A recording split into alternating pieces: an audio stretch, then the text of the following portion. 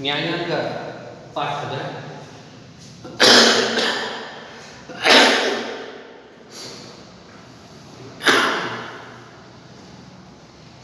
ಕೊನೆಯ ವಿಷಯ ವಸ್ತು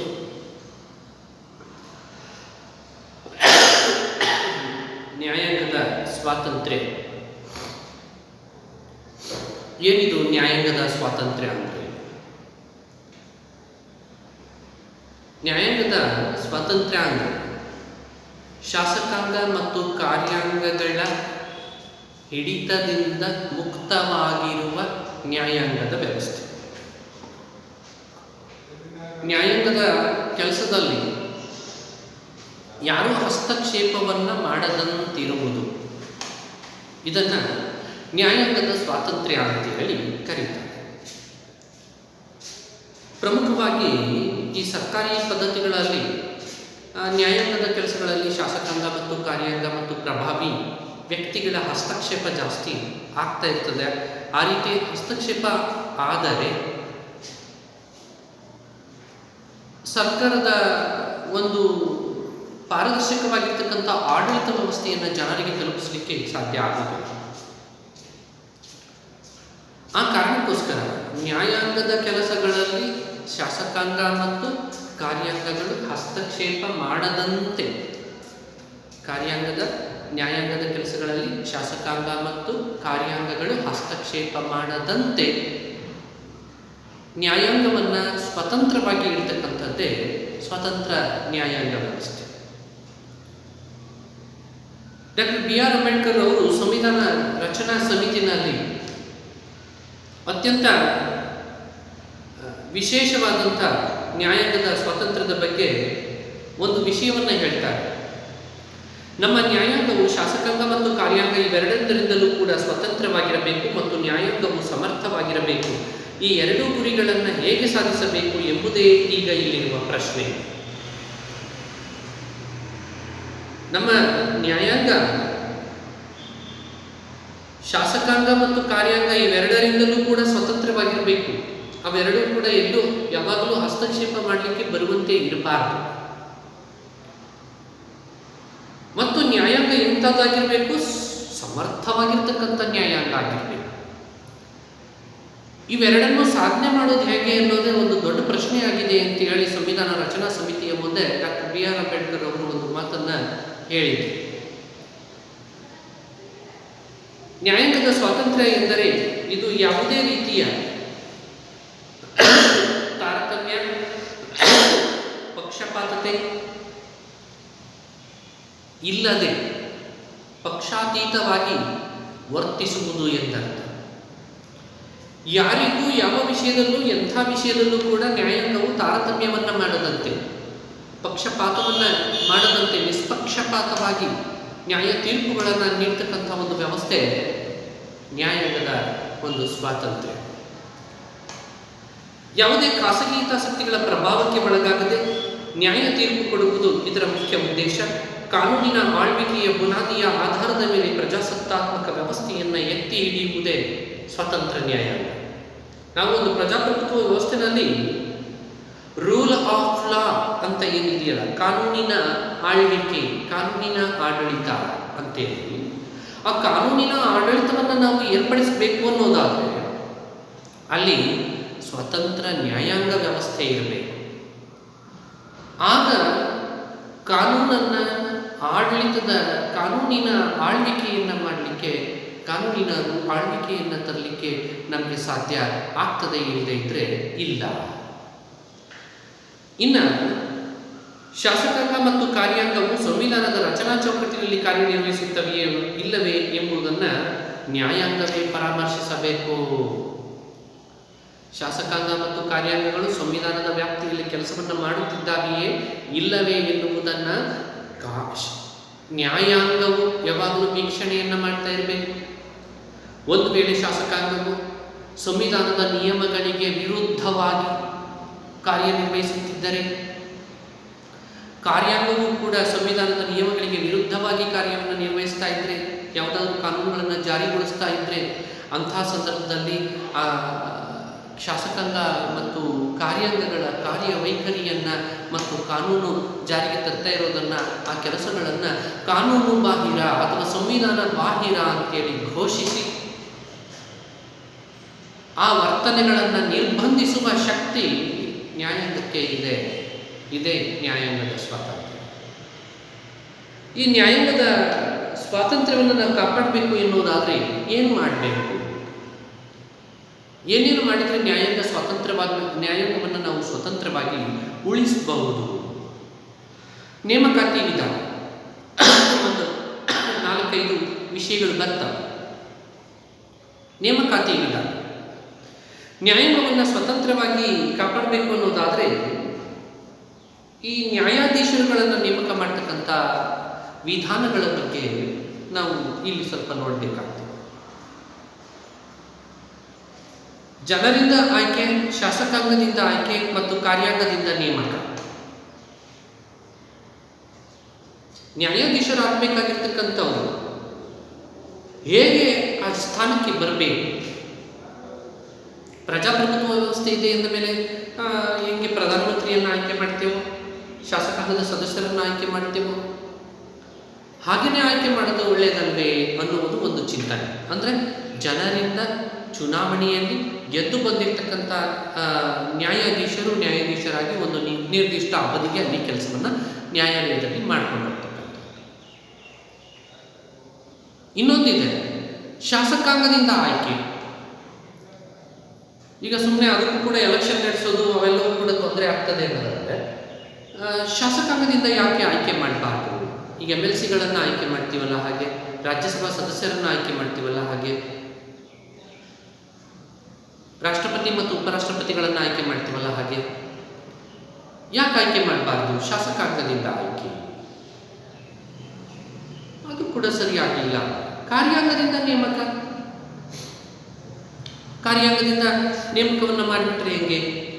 ಕಾರ್ಯಾಂಗ ಶಿಫಾರಸನ್ನು ಮಾಡಿ, ರಾಷ್ಟ್ರಪತಿಗಳಿಗೆ ಶಿಫಾರಸನ್ನು ಮಾಡಿ ಅವರನ್ನು ನ್ಯಾಯಾಧೀಶರು ಅಂತ ಹೇಳಿ ಯಾಕೆ ನೇಮಕ ಮಾಡಿಕೊಳ್ಬಾರ್ದು? ಈ 3 ವಿಷಯಗಳಲ್ಲಿ ಭಾರತದಲ್ಲಿ ಪ್ರಧಾನಮಂತ್ರಿ ಮತ್ತು ಅವರ ಸಚಿವ ಸಂಪುಟದ ಸಲಹೆಯ ಮೇರೆಗೆ ಸುಪ್ರೀಂ ಕೋರ್ಟನ್ನು ನ್ಯಾಯಾಧೀಶರನ್ನು ನೇಮಕ ಮಾಡತಕ್ಕಂಥ ವಿಧಾನವನ್ನು ನಾವು ಅಳವಡಿಕೆ ಮಾಡಿಕೊಂಡ್ವಿ. ಈ ಸಂದರ್ಭದಲ್ಲಿ ಮುಖ್ಯ ನ್ಯಾಯಾಧೀಶರ ಸಲಹೆಯನ್ನು ಕೂಡ ಪಡೆತಕ್ಕಂಥದ್ದನ್ನು ನೋಡಿದ್ವಿ. ಇದು ನ್ಯಾಯಾಂಗದ ಮೇಲೆ ಕಾರ್ಯಾಂಗದ ಸಂಪೂರ್ಣ ಹಿಡಿತವನ್ನು ತಡೆಯುತ್ತದೆ.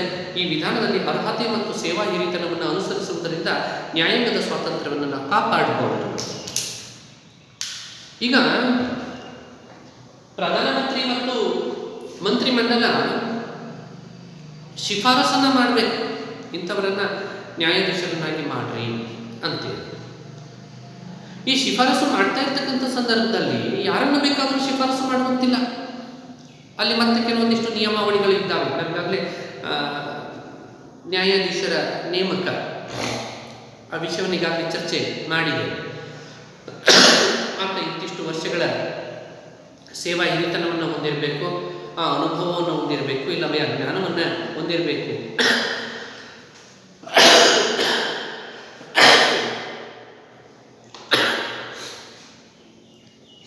ಅಂಥವರನ್ನೇ ನೇಮಕ ಮಾಡಬೇಕು.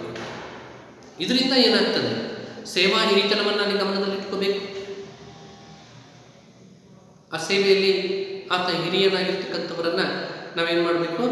ನ್ಯಾಯಾಧೀಶರನ್ನಾಗಿ ನೇಮಕ ಮಾಡಬೇಕು ಅಂತೇಳಿ ಒಂದು ಕಟ್ಟುಪಾಡನ್ನಲ್ಲಿ ಇಡಲಾಯಿತು. ಇದರಿಂದ ಏನಾಗ್ತದೆ?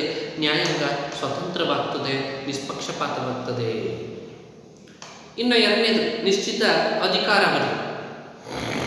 ಸುಪ್ರೀಂ ಕೋರ್ಟ್ ಮತ್ತು ಹೈಕೋರ್ಟ್ನ ನ್ಯಾಯಾಧೀಶರ ಅಧಿಕಾರಾವಧಿಯು ನಿಶ್ಚಿತವಾಗಿರ್ತದೆ. ಇವರು ಒಮ್ಮೆ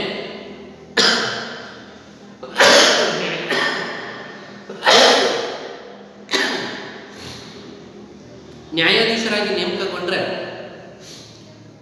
ತಮ್ಮ ನಿವೃತ್ತಿ ಅವಧಿಯವರೆಗೆ ನಿರಾತಂಕವಾಗಿ ಅಧಿಕಾರದಲ್ಲಿ ಇರ್ತಾರೆ. ಒಂದು ಸಾರಿ ಸುಪ್ರೀಂ ಕೋರ್ಟ್ನ ಜಡ್ಜ್ ಆಗಿ ನೇಮಕಾತಿಯನ್ನು ಹೊಂದಿದ್ರೆ ಅವರ 65 ವರ್ಷಗಳ ವಯಸ್ಸಾಗುವವರೆಗೂ ಕೂಡ ಅವರು ಆ ಸ್ಥಾನದಲ್ಲಿ ಮುಂದುವರಿಯುತ್ತಾರೆ. 65 ವರ್ಷಗಳ ವಯಸ್ಸಾಗುವವರೆಗೂ ಕೂಡ ಅವರಲ್ಲಿ ಮುಂದುವರಿತಾರೆ. ಅಧಿಕಾರ ದುರುಪಯೋಗದ ಮತ್ತು ಸಂವಿಧಾನದ ವಿರೋಧಿ ಕೃತ್ಯಗಳ ಕಾರಣದಿಂದ ಮಾತ್ರ ಅವರನ್ನು ಪದಚ್ಯುತಗೊಳಿಸಬಹುದು. ಈಗಾಗಲೇ ನಾವು ಅದನ್ನು ಕೂಡ ನೋಡಿದ್ದೇವೆ. ಮಹಾಭಿಯೋಗ ಅಂದ್ರೆ ಏನು? ಆ ಮಹಾಭಿಯೋಗದ ಮುಖಾಂತರ ಸಂವಿಧಾನಿಕ ಉನ್ನತಿಯ ಹುದ್ದೆಯಲ್ಲಿ ಇರ್ತಕ್ಕಂಥ ಅಧಿಕಾರಿಗಳನ್ನು ಅವರ ಸ್ಥಾನದಿಂದ ಪದಚ್ಯುತಗೊಳಿಸಬಹುದು. ಒಂದು ವೇಳೆ ಭಾರತದ ಸುಪ್ರೀಂ ಕೋರ್ಟಿನ ನ್ಯಾಯಾಧೀಶರು ಸಂವಿಧಾನ ಬಾಹಿರವಾಗಿ ವರ್ತಿಸ್ತಾ ಇದ್ದಾರೆ, ತಮಗಿರ್ತಕ್ಕಂಥ ಅಧಿಕಾರಗಳನ್ನು ದುರುಪಯೋಗ ಪಡಿಸಿಕೊಳ್ತಾ ಇದ್ದಾರೆ, ಭ್ರಷ್ಟಾಚಾರಕ್ಕೆ ಒಳಗಾಗಿದ್ದಾರೆ ಅಂತ ಏನಾದರೂ ಗೊತ್ತಾದರೆ ಆ ಸಂದರ್ಭದಲ್ಲಿ ಅವರು ಮಾಡಿರಬಹುದಾಗಿರುವ ತಪ್ಪುಗಳ ಪಟ್ಟಿಯನ್ನು ತಯಾರು ಮಾಡಿ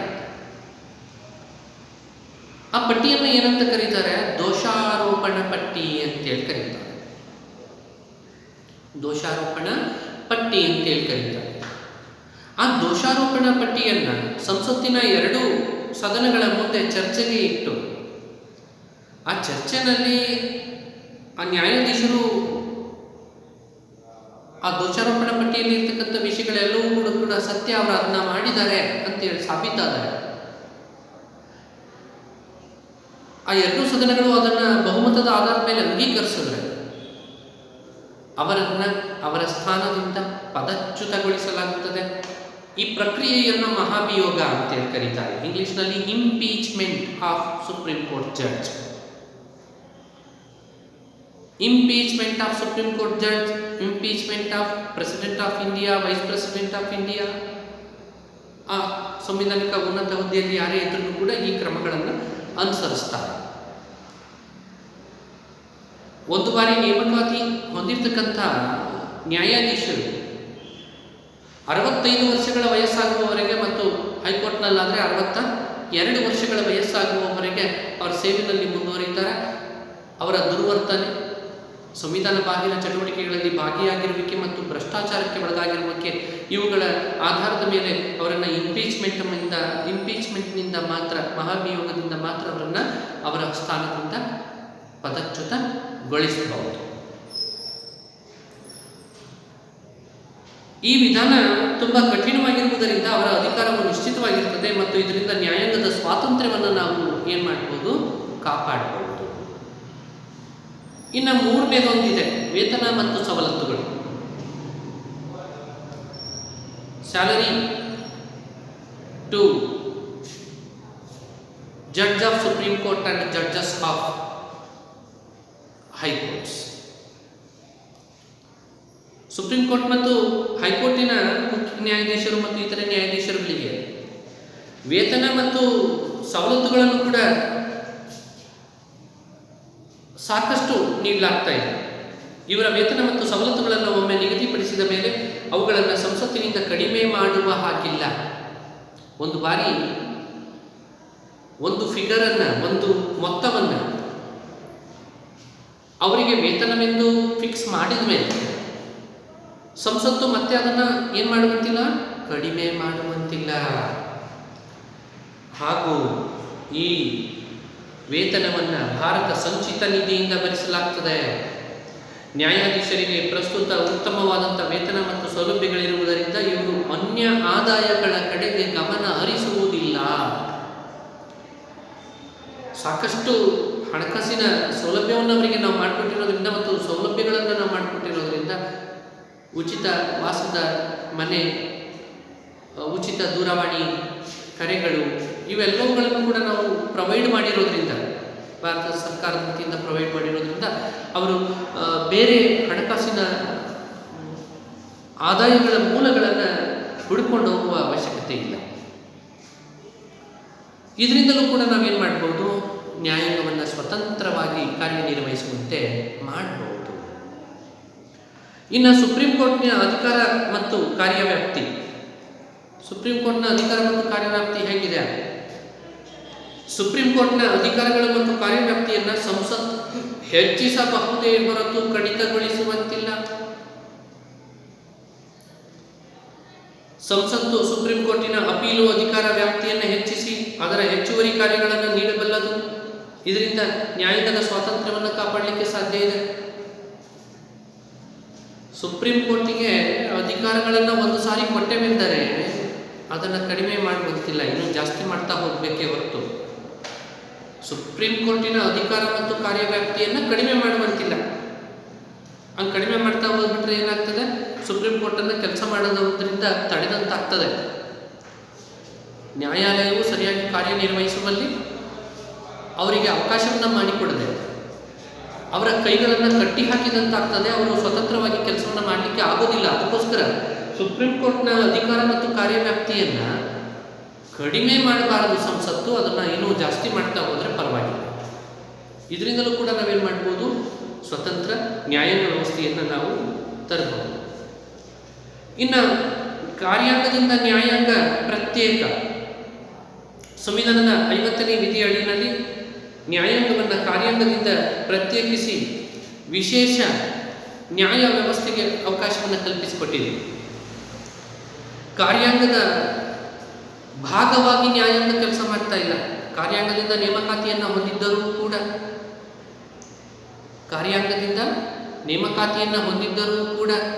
ನ್ಯಾಯಾಂಗಕ್ಕೂ ಕಾರ್ಯಾಂಗಕ್ಕೂ ಯಾವುದೇ ರೀತಿಯ ಹೊಂದಾಣಿಕೆಗಳಿಲ್ಲ. ಅದು ಸಪರೇಟೇ, ಅದೇ ಬೇರೆ.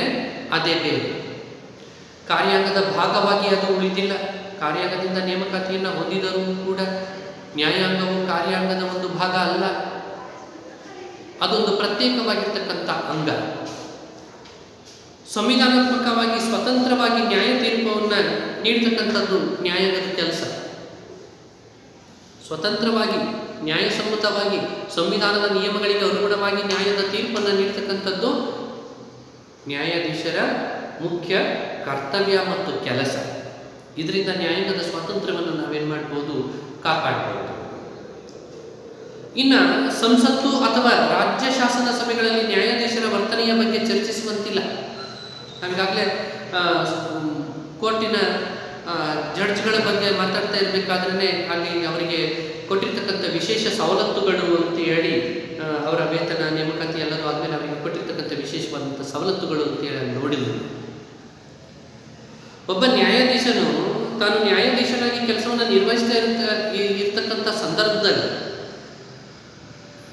ಅವನ ವರ್ತನೆಗಳನ್ನು, ಅವನು ಯಾವ ರೀತಿಯ ಕೇಸನ್ನು ಹ್ಯಾಂಡಲ್ ಮಾಡ್ತಾ ಇದ್ದಾನೆ, ಅದನ್ನು ಯಾವ ರೀತಿ ಅದನ್ನು ಆ ಮೊಕದ್ದಮೆಗಳನ್ನು ಪರಬಾರಿ ಮಾಡ್ತಾ ಇದ್ದಾನೆ, ಇತ್ಯರ್ಥಪಡಿಸ್ತಾ ಇದ್ದಾನೆ, ಆತನ ಶೈಲಿಯನ್ನು, ಆತನ ವರ್ತನೆಯನ್ನು ಶಾಸನ ಸಭೆಗಳಲ್ಲಿ ಚರ್ಚಿಸುವಂತಿಲ್ಲ.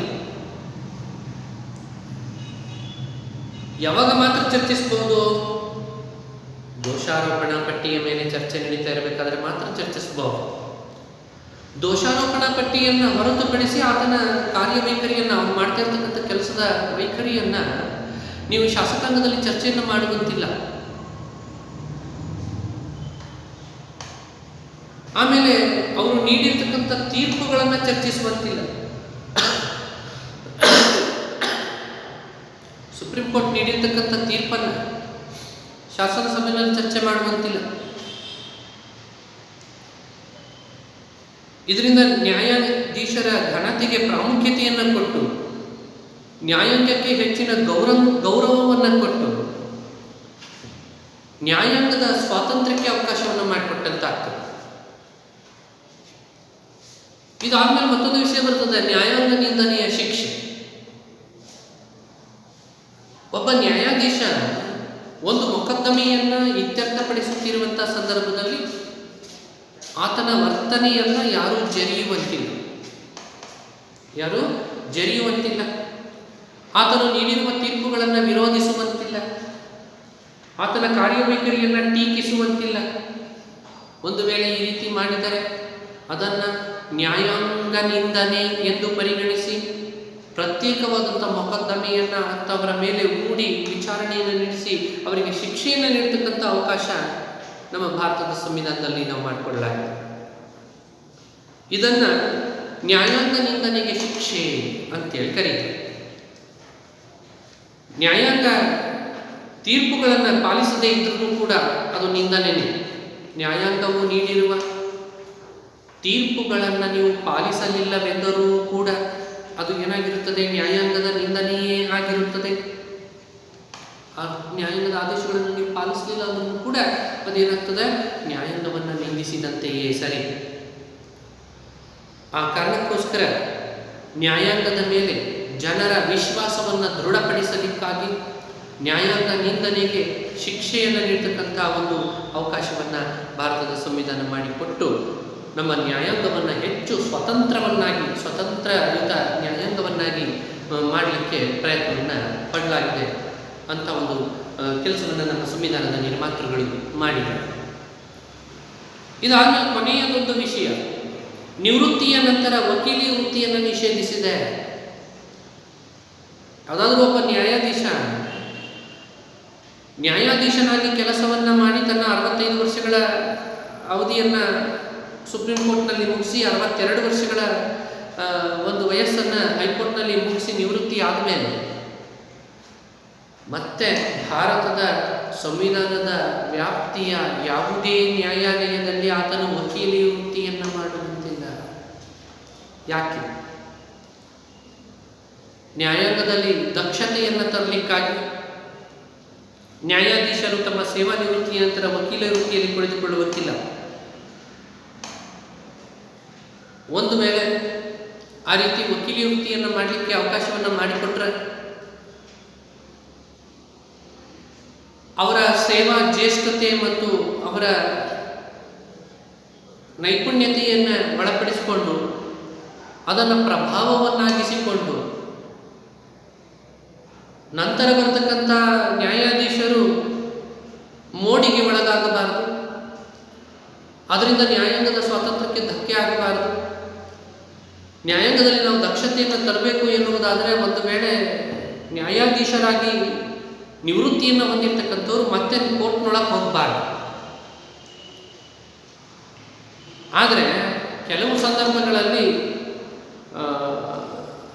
ರಾಷ್ಟ್ರಪತಿಗಳು ಏನು ಮಾಡ್ತಾರೆ ಅಂತಂದರೆ ಹಂಗಾಮಿ ಅವಧಿಗೆ ನಿವೃತ್ತರಾಗಿರ್ತಕ್ಕಂಥವರ ಸಲಹೆಗಳನ್ನು ಪಡಿಬಹುದು. ನಿವೃತ್ತರಾಗಿರ್ತಕ್ಕಂಥ ನ್ಯಾಯಾಧೀಶರ ಸಲಹೆಗಳನ್ನು ಪಡೀಲಿಕ್ಕೆ ಅವಕಾಶ ಇದೆ ರಾಷ್ಟ್ರಪತಿಗಳಿಗೆ.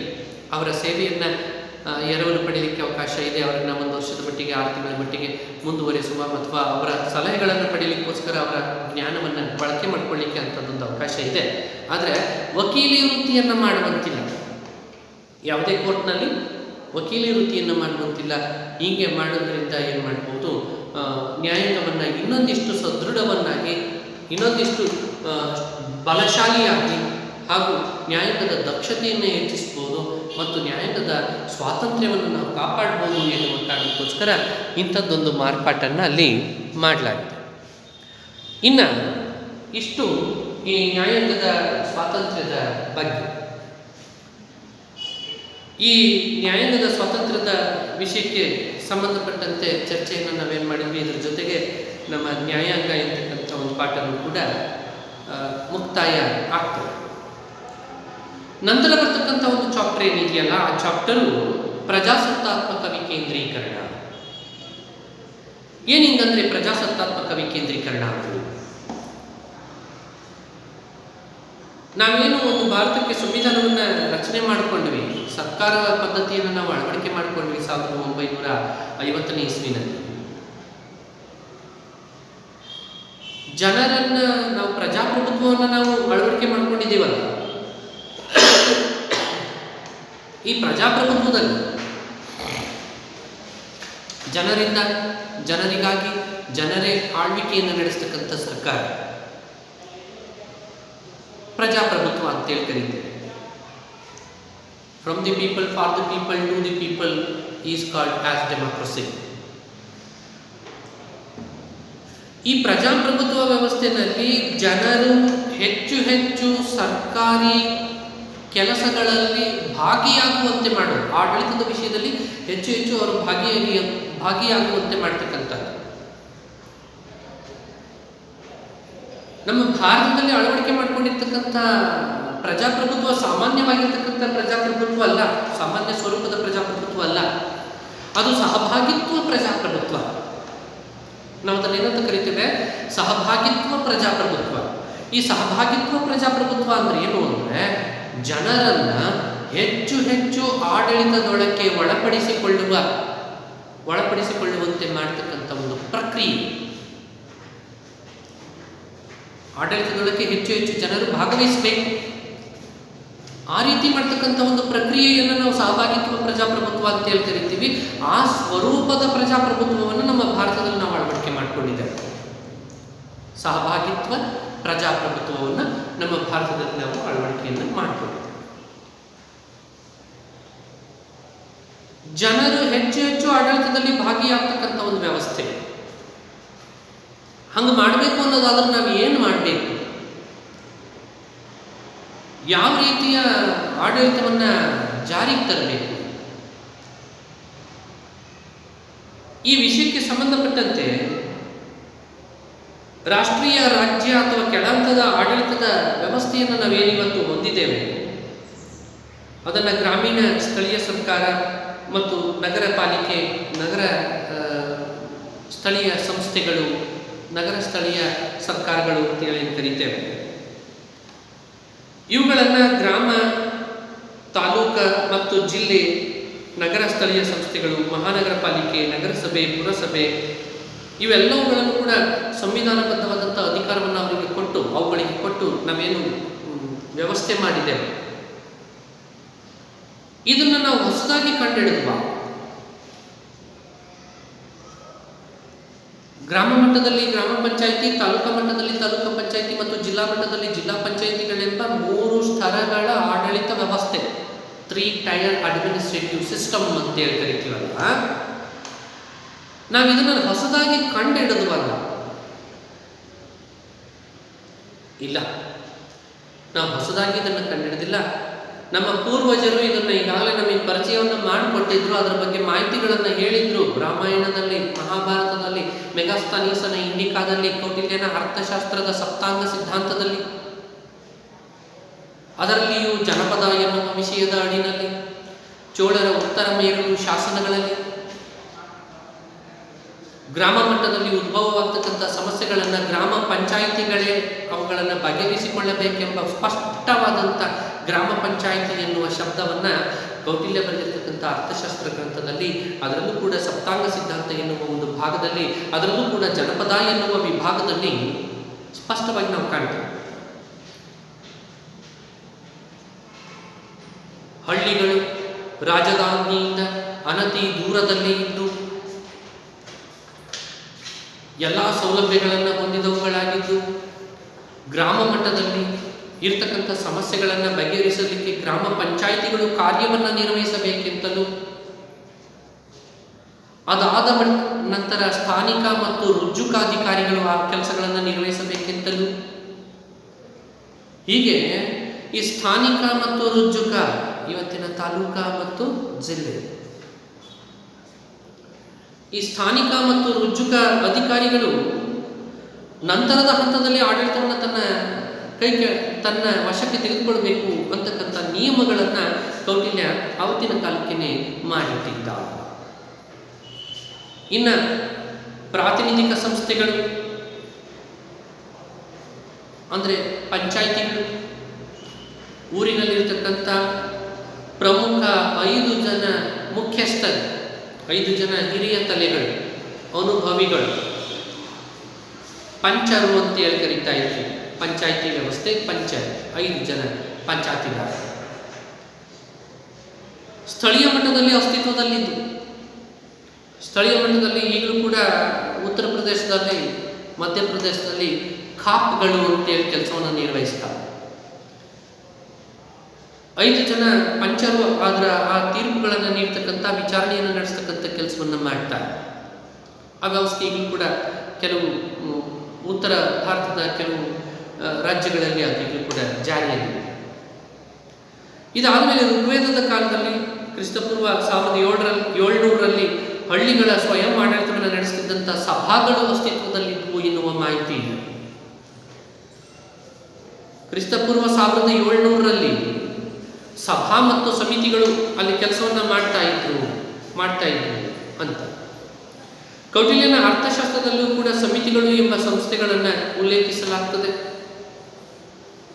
ಮೌರ್ಯರು, ಗುಪ್ತರ ಕಾಲದಲ್ಲಿ ಹಾಗೂ ಮೊಘಲರ ಆಡಳಿತ ವ್ಯವಸ್ಥೆಯಲ್ಲಿ ಗ್ರಾಮೀಣ ಸ್ಥಳೀಯ ಸಂಸ್ಥೆಗಳು ಹೆಚ್ಚಿನ ಪ್ರಾಮುಖ್ಯತೆಯನ್ನು ಹೊಂದಿರಲಿಲ್ಲ.